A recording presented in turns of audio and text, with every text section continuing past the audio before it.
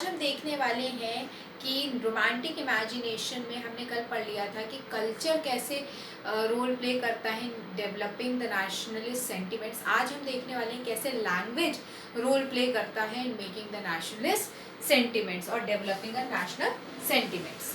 तो बेसिकली अगर हम बात करें लैंग्वेज की, तो लैंग्वेज में आपके पास यहाँ पे केस आता है पोलैंड का। ठीक है, पॉलिश तो यहाँ की लैंग्वेज है। ठीक है, तो पोलैंड का केस आता है। पोलैंड में बेसिकली क्या था, यहाँ पे था रशियन डोमिनेंस। किसका डोमिनेंस था? रशियन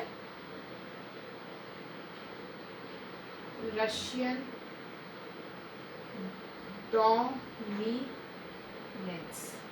तो बेसिकली रशियन डोमिनेंस था यहाँ पे। यहाँ पे जो रशियन लोग थे वो पोलैंड वालों को पॉलिश लैंग्वेज, इन यहाँ की लैंग्वेज क्या थी? देखो, यहाँ की लैंग्वेज थी पॉलिश और यहाँ की क्या लैंग्वेज थी? रशिया की रशियन। तो वो सब जगह, जैसे यहाँ पे आपको पहली ही लाइन में दे रखा है कि स्कूल से polish language was out of the school. तो बेसिकली स्कूल से जो पॉलिश लैंग्वेज थी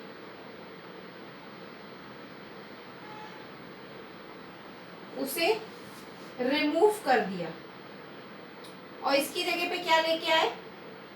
रशियन लैंग्वेज।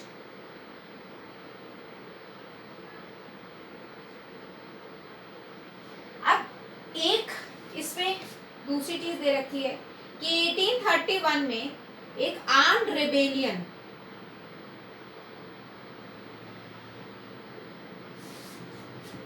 पोलैंड वालों ने रशिया के अगेंस्ट रशिया लेके आए थे। तो इसमें क्या हुआ था? बेसिकली इसे क्रश कर दिया गया था। इसे क्या कर दिया गया था? क्रश्ड। ये क्रश्ड हो गई, मतलब इसे हटा दिया था इन्होंने, है ना, एक तरीके से इन्हें हरा दिया था। तीसरी चीज, अब जो क्लर्जी कम्युनिटी है उसके बारे में बात करी जा रही है। बेसिकली जो क्लर्जी कम्युनिटी थी उसने पॉलिश लैंग्वेज को चर्चेस में यूज करना स्टार्ट कर दिया। चर्चेस की गैदरिंग्स हो गई उनमें। अब इसकी वजह से क्या हुआ कि जितने भी प्रीस्ट थे, नंबर ऑफ प्रीस्ट और जितने भी बाइशॉप्स थे, उन सब को जेल में डाल दिया।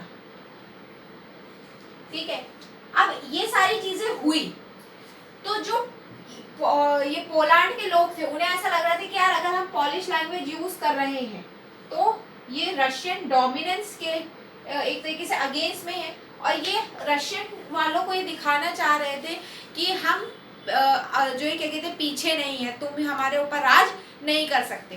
तो ये इसको एज अ वेपन यूज कर रहे थे। कैसे? वेपन की तरह। तो इसमें कोई ज्यादा नहीं है। हमने कैरोल क्रुन्स्की के बारे में पिछली क्लास में पढ़ा था, कल्चर वाले पार्ट में।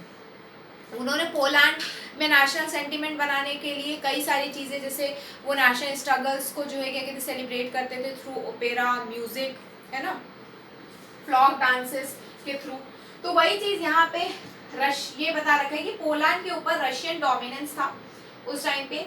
बेसिकली ये लोग रशियन लैंग्वेज बोल रहे थे, ये लोग पॉलिश लैंग्वेज बोलते थे, तो इनकी पॉलिश लैंग्वेज बोलने से मना कर दिया। अब वहां पे स्कूल्स में पॉलिश लैंग्वेज बोली जा रही थी तो उसे रिमूव कर दिया और रशियन लैंग्वेज को इम्पोज कर दिया।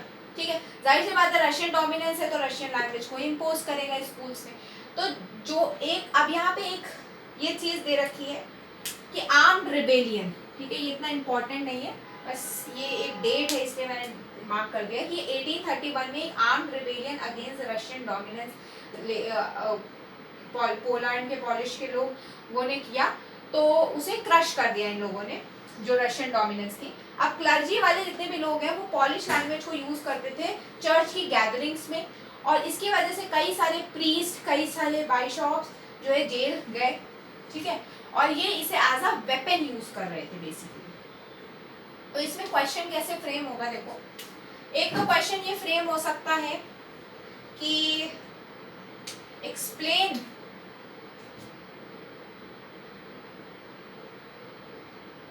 language to played an important role in making national sentiment। sentiments सिर्फ लिखे दे रही हूँ, ठीक है, यही पूरी लाइन लिख देंगे विथ एग्जाम्पल। ये तो हो गया कि भाई अपने आप में 3 मार्कर, क्योंकि 3 इसमें आराम से 5 पॉइंट बन रहे हैं, बट ये 3 मार्क में पूछा जाएगा, 3 से ज्यादा मार्क में नहीं पूछा, ये तो 3 मार्कर हो गया। इसके बाद एक क्वेश्चन जो मैंने कल भी बताया था आपको कि explain romantic imagination and nationalist feeling with example, है ना, या explain the role of culture and language in making the nationalist sentiments. इस तरीके से क्वेश्चन आ सकता है कि एक्सप्लेन, एग्जाम्पल लिख दिया गलती से, explain language and culture played